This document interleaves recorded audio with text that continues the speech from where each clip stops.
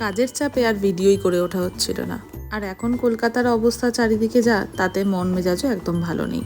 কিন্তু জীবন বড্ড কঠিন, জীবন চলে নিজের স্রোতে।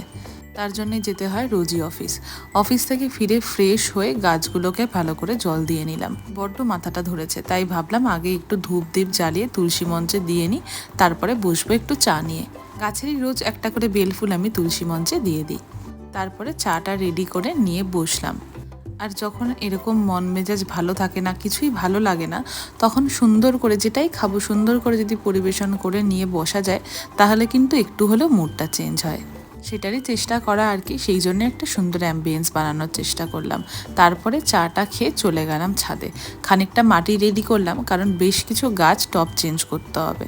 আর একবারে গাছগুলোকে একটু ওয়াটার স্প্রেও করে দিলাম। বৃষ্টি হচ্ছে বলে প্রায় 3-4 দিন বাদে বাদে জল দিচ্ছি। এবার চলো চটপট ডিনার সেরে ঘুমাতে যাই। আজকের জন্য টাটা।